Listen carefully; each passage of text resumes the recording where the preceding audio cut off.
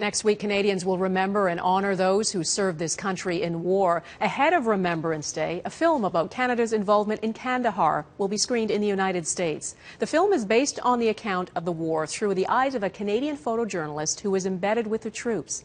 Aarti spoke with him about the film and what we can all learn from it. These are the images of war in Afghanistan, captured by a Canadian lens. I photographed the war in Kandahar, Afghanistan from 2006 to 2010. What follows are excerpts from the journals I've written and the visual diary I kept. Louis Palou spent more time there than any other Canadian journalist. Now he's sharing his images and his first-hand impressions in a film called Kandahar Journals. One of Palou's first experiences covering the war was a suicide bombing. There was a cordon, there was a line of Canadian soldiers, and there was a dead body, and there were body parts everywhere. The graphic nature of the scene was horrible. It smelled like burned flesh. It was my first terrorist attack, so to speak. It was the first of many traumatic and tragic scenes the photojournalist would witness in Afghanistan. 158 soldiers lost their lives.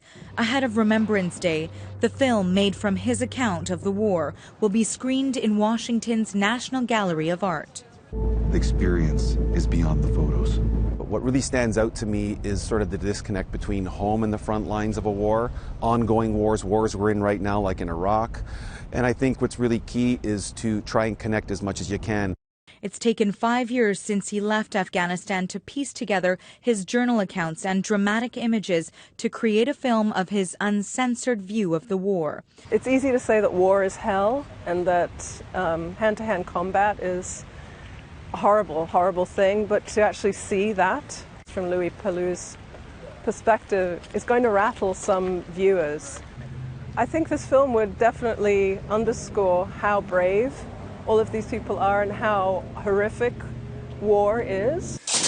Palou says there is no image powerful enough to convey the true experience of Kandahar, but perhaps the real, raw account will help more of us understand the sacrifice given by so many who've served the country. Aarti, Global News, Washington. And we will have live coverage from the National War Memorial on Remembrance Day. That begins at 10:30 Eastern.